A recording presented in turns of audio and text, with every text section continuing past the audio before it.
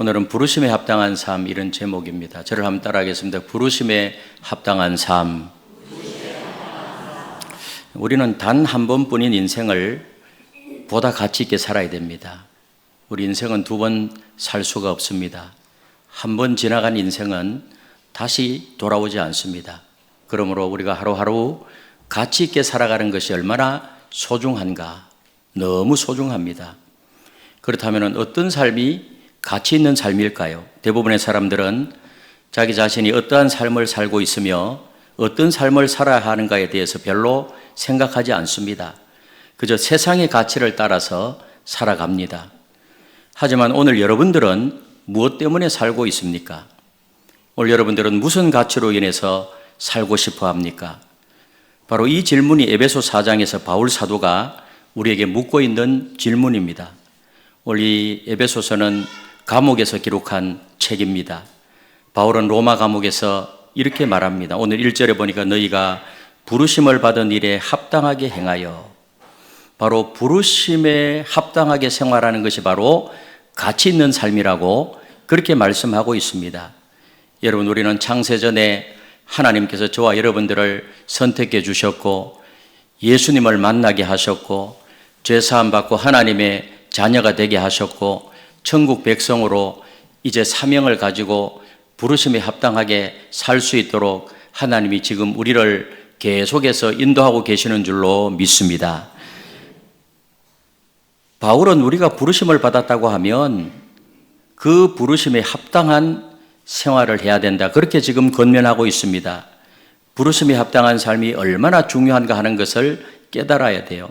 저는 개인적으로 오늘 이 에베소 4장 말씀이 너무너무 제가 개인적으로 좋아하는 그런 말씀입니다. 이 말씀을 늘 평소에도 다시 읽고 묵상하고 되뇌이고 부르심에 합당한 삶을 살아야 되겠다, 늘 그렇게 생각하고 있는 구절 중에 한 구절이에요. 여러분, 그렇다면 어떻게 하는 것이 우리가 부르심에 합당한 삶을 사는 것일까? 첫 번째로는 하나 되기 위해서 힘쓰는 생활입니다. 뭐라고요? 하나 되기 위해서 힘쓰는 생활. 여러분, 오늘날 갈등과 분열이 일상화되었습니다. 세대 간의 갈등이 있고 계층 간의 갈등이 있고 또 지역 간의 갈등이 있고 이웃 간의 갈등이 있고요. 정치적으로는 여야 간의 갈등이 있고요.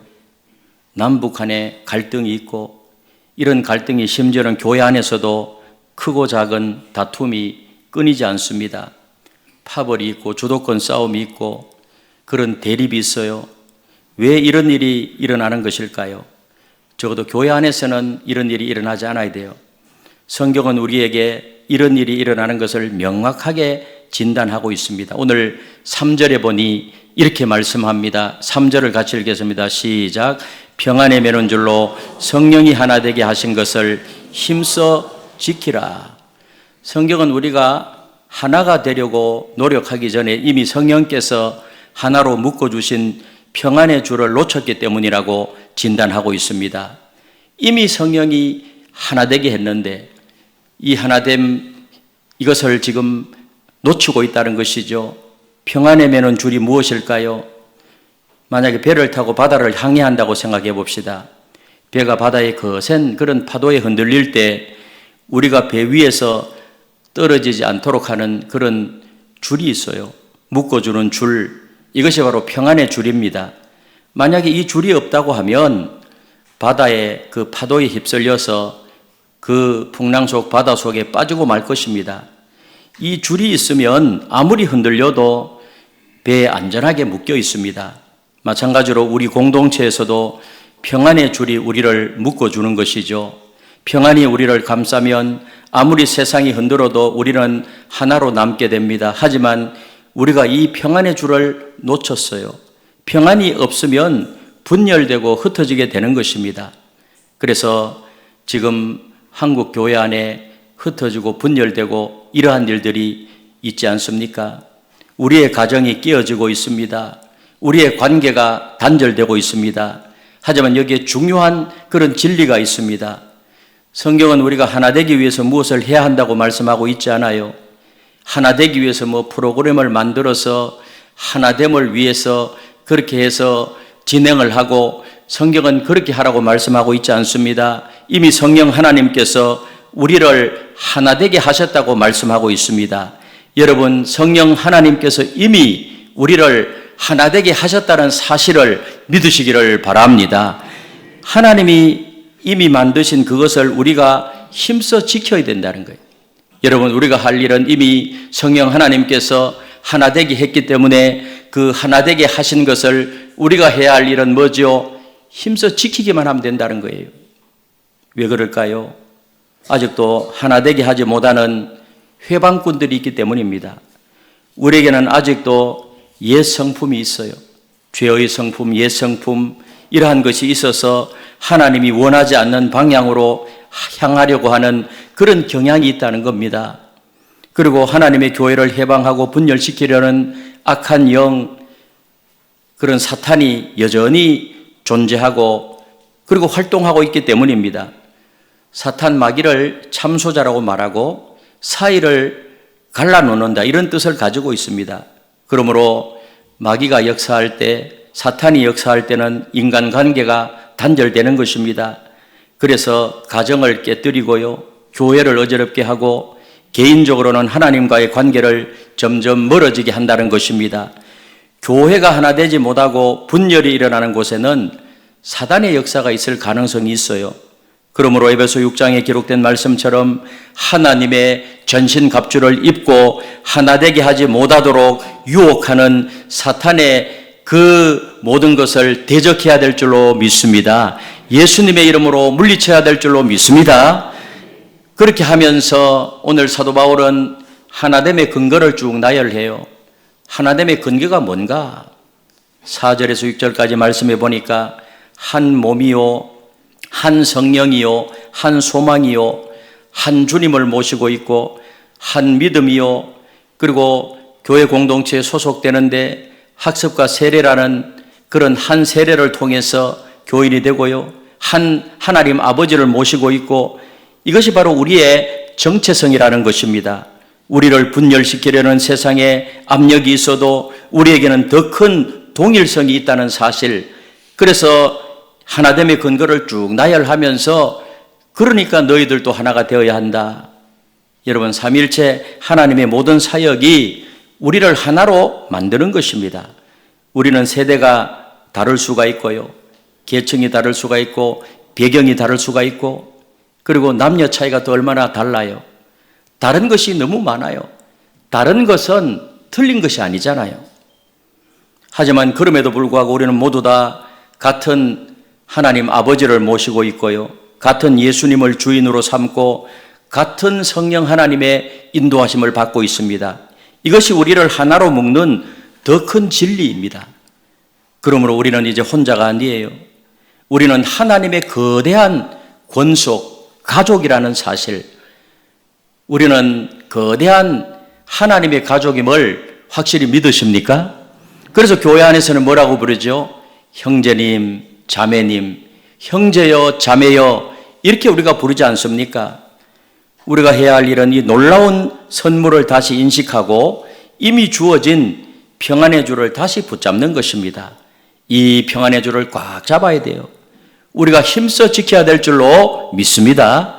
여러분, 가정에도 평안의 주를 꽉 잡으시고, 교회 공동체 안에서도 평안의 주를 꽉 잡으시고, 셀 공동체 안에서도 평안의 주를 꽉 잡고 지켜나가게 되시기를 예수님의 이름으로 축복합니다. 왜냐하면 이 평안의 줄이 없으면 우리는 이 세상의 분열 속으로 휩쓸려 갈 것이기 때문입니다. 그렇다면 이러한 평안을 도대체 어떻게 회복할 수 있을까요? 우리 안의 변화는 어디에서부터 시작되는 걸까요? 두 번째로는요, 내가 죽어야 하나됨이 살아납니다. 하나됨이 살아나는 것이 뭐라고요? 내가 죽어야 하나됨이 살아나요.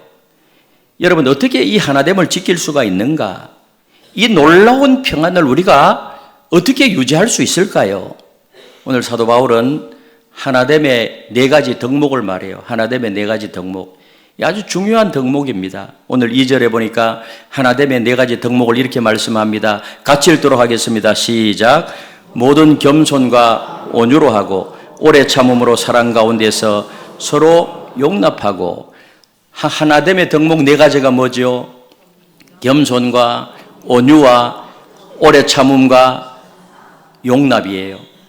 여러분, 이 네 가지 공통점은요, 예수님의 성품이에요. 이 덕목들의 공통점이 무엇입니까? 바로 내가 죽어야 가능한 것들이, 내가 죽어야. 겸손은 자신을 낮춤입니다. 내 자존심이 죽어야 가능한 것이죠. 온유는 자신의 힘을 절제함입니다. 내 분노와 고집이 죽어야 가능한 것입니다.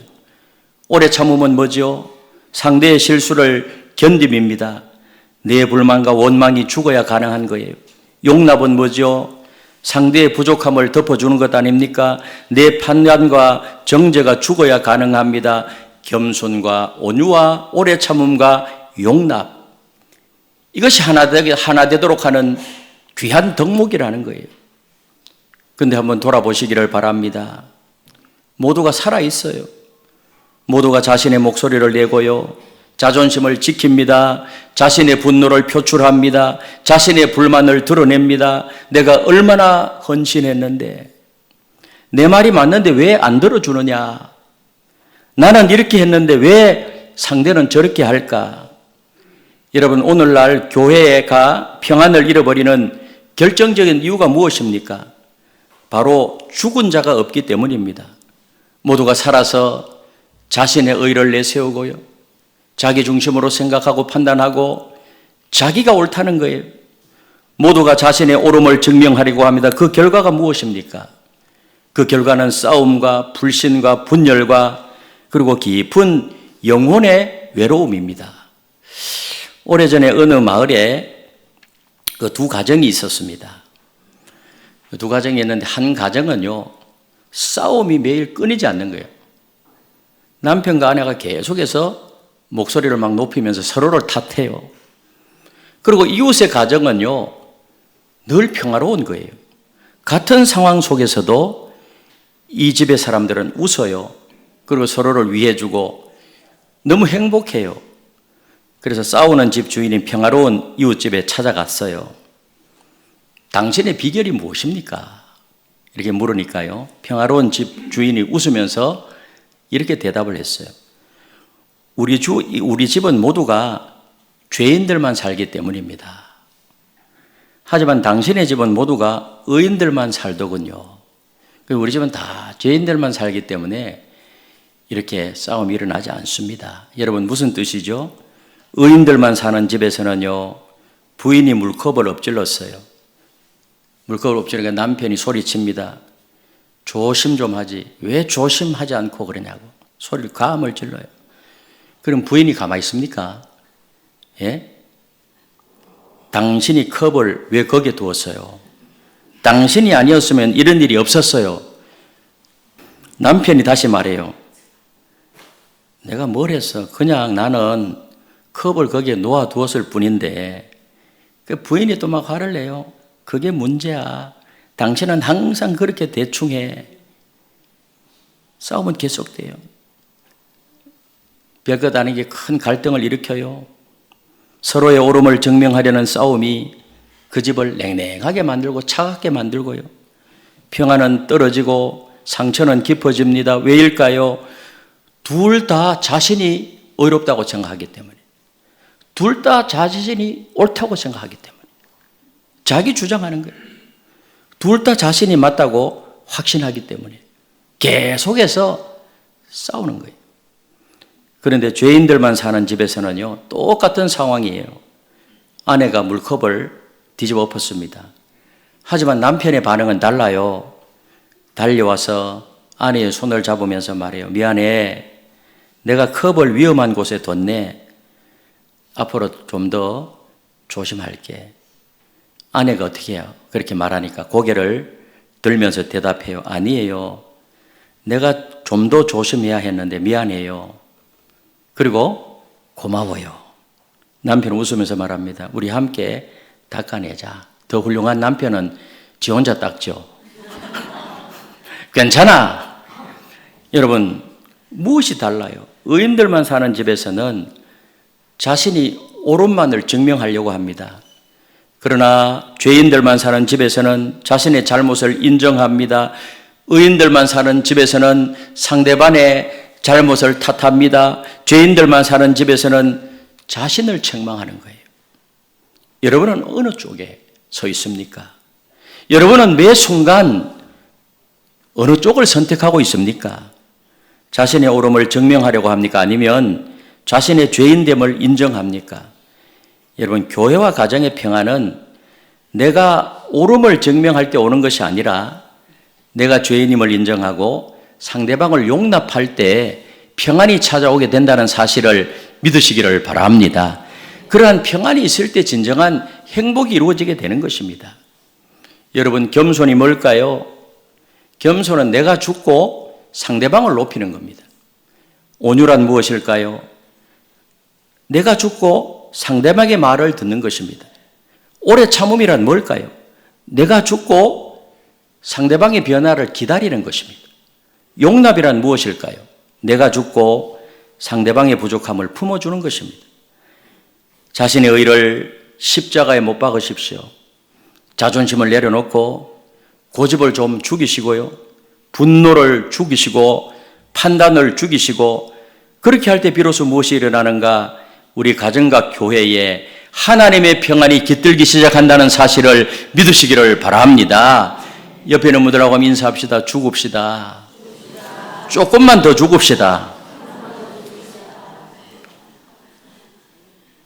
조금만 더 죽으시길 바랍니다. 여기서 우리가 반드시 깨달아야 할 신학적인 진리가 있습니다. 여러분, 내가 죽는 것은요, 결코 슬픈 일도 아니고요. 그게 뭐 자존심에 그런 금이 가는 것도 아니에요. 왜냐하면 이미 우리는 십자가 위에서 예수 그리스도와 함께 죽었기 때문입니다. 골로새 3장은 이렇게 선언해요. 이는 너희가 죽었고 그러므로 땅의 지체를 죽이라. 우리의 옛사람, 옛자아는 이미 예수 그리스도와 함께 십자가에서 죽었습니다. 우리의 옛사람, 이런 것, 인간적인 것, 이런 것, 2000년 전에 예수님이 십자가에서 못 박히실 때 내 옛사람이, 옛자아가 이미 죽었다는 사실을 믿으시기를 바랍니다. 예수님이 자신의 모든 의를 내려놓고 우리를 위해서 죽으셨듯이, 나를 위해서 죽으셨듯이 우리도 옳음을 내려놓을 때 진정으로 예수님을 따르는 자가 되어지는 것입니다. 내가 죽고 예수님이 사는 것입니다. 이것이 바로 평안의 신학적 기초예요. 이런 삶을 살아보세요. 얼마나 하나님이 축복하시는지. 여러분, 이렇게 내가 죽고 예수 그리스도가 내 안에 살 때 놀라운 일이 일어납니다. 평안이 나로부터 흘러나옵니다. 그리고 그 평안은 내 개인을 넘어서 가정과 교회와 이 세상까지 번져나간다는 사실을 믿으시기를 바랍니다. 그래서 마지막 세 번째로 평안이 세상을 변화시킵니다. 뭐가 세상을 변화시킨다고요? 평안이 세상을 변화시켜요. 여러분, 우리가 알아야 할 놀라운 진리가 있습니다. 하나됨의 결과는 평안이에요. 교회가 하나 되고 있느냐? 뭐를 보면 알 수 있어요? 그 교회 안에 평안이 있느냐? 여러분 가정에 하나됨이 있느냐? 뭘 보면 알 수가 있어요? 평안이 있느냐? 우리 셀 공동체 안이 평안이 있느냐? 뭘 보면 알 수가 있어요? 하나가 되어 있느냐? 뭘 보면 알 수가 있어요? 평안이 있느냐? 그것을 보면 알 수가 있어요. 이 평안은 세상을 변화시키는 거대한 능력입니다. 여러분, 우리가 겸손해질 때, 온유해질 때, 내가 참을 때, 용납할 때 평안이 흘러나오는 것입니다.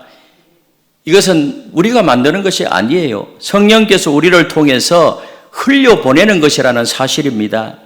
그리고 7절에 보니까 또 이렇게 말씀합니다. 7절을 같이 읽겠습니다. 시작. 우리 각 사람에게 그리스도의 선물의 분량대로 은혜를 주셨나니.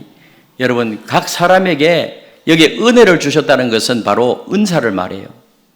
우리가 거듭나고 중생의 체험이 있으면은요, 예수님을 영접했다고 하면 다 은사가 있어요, 은사가. 그래서 은사가 없는 사람 아무도 없어요. 그런데 은사는요, 좋은 것, 나쁜 것 있는 것이 아니에요. 은사는 다 좋은 거예요, 다. 하나님이 은사를 주신 이유가 뭔가? 교회 공동체가 하나 되도록 하기 위해서 하나님은 은사를 주는 거예요.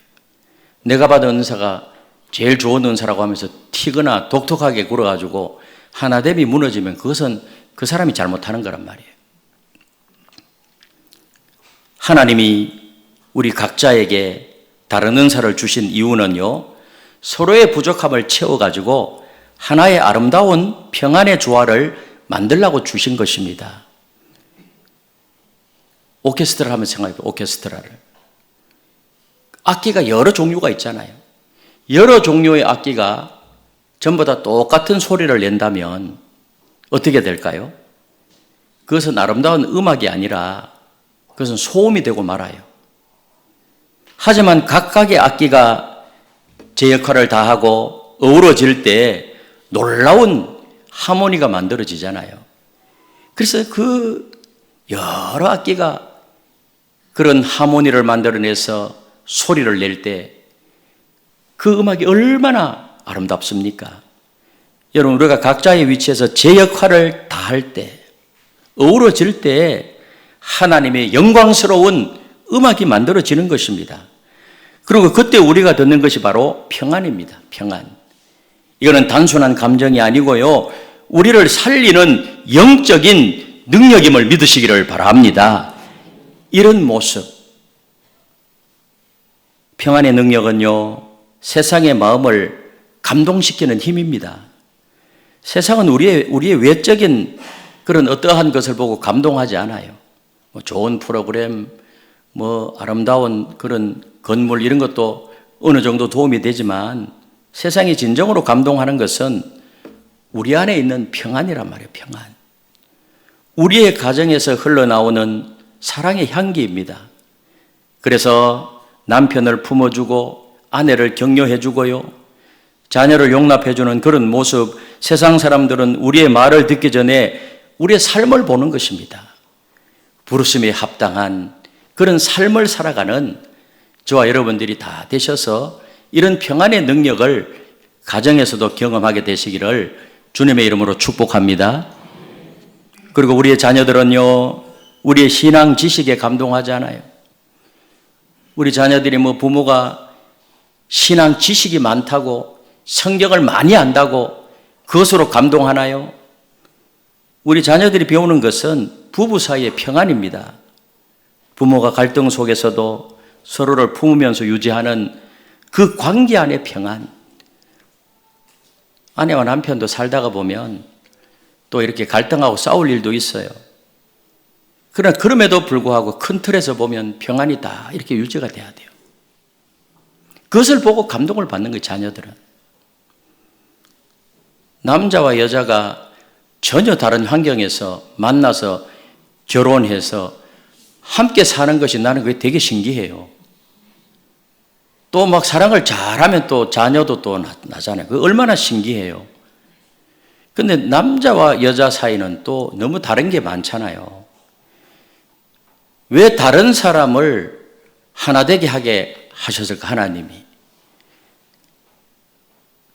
서로 부족함을 채워서 하나가 되어서 살라는 거예요. 아멘. 그래서 남자에게 없는 것이 여자에게 있고요, 여자에게 없는 것이 남자에게 있어요. 자기만 주장하게 되면 이것이 따로 놀아서 계속해서 싸우게 되고 갈등하게 된단 말이에요. 아버지가 어머니를 존중하는 모습, 어머니가 아버지를 신뢰하는 모습, 이것이 가장 강력한 영적인 교훈입니다. 그래서 우리 자녀 앞에서 참 부부가 평안을 유지하면서 따뜻하게 행복하게 사는 그 모습만 보여도 자녀들은 심리적으로 굉장히 안정이 돼요. 그런 거 제대로 하지 못하고 아무리 좋은 학원에 보내도요, 그 자녀 교육 심리적으로 안정되지 않습니다. 여러분, 평안은 다음 세대를 살리는 거대한 영적인 능력입니다. 우리 안의 평안이 우리의 자녀를 신앙인으로 만들고 우리 안의 평안이 우리의 손자 손녀를 기독교인으로 만든다는 사실을 믿으시기를 바랍니다. 그리고 평안의 능력은요, 한 영혼을 구원하는 증거도 돼요. 제가 전에 한번 이야기를 한 적이 있는 것 같은데 중국에 지금 그리스도인들이 많거든요. 실제로 굉장히 많습니다. 뭐 국가가 핍박을 해도 그 하나님의 역사는 계속해서 진행되기 때문에. 근데 한 성도가 있었습니다. 근데 이제 농사 지을 때, 벼농사를 지을 때 논이 있어, 논. 여러분 도시에 살아서 벼농사 한 번도 안 지어봐서 잘 모르겠습니다만은 이 벼농사에 있어서 가장 중요한 것이 물입니다, 물. 그래서 가물 때 이렇게 논이 말랐을 때 우기철이 되면 물을 논에 이렇게 가두어 놔야 되거든요. 그래서 이 벼농사 짓는 사람들은요, 비가 오면 거의 다 논에 나가요. 뭐 하러 나가죠? 물을 그 자기 논으로 이렇게 모으기 위해서 나가요. 그래서 이분도 그래서 물을 모으기 위해서 이렇게 나갔는데 열심히 하루 종일 모아놓으면은 그날 아침에 가면 자기 논에 물이 없는 거야. 왜 없을까요? 이웃에 그 논 사람이 내 논에 있는 물을 자기 논으로 다 이렇게 뚫어가지고 나가게 만들어 보는 거예요. 그래서 또 아침에 가서 그것을 막아가지고 또 원상복귀 시켜놔요. 그래가지고 물이 이렇게 딱 찼는데 또 그 다음날 가면은 또 자기 논에 물이 없고 옆에 논 쪽으로 다 이렇게 물이 차고 이것이 몇 번 반복을 이렇게 하는데 여러분 그 정도 되면은 여러분들 어떻게 할래요?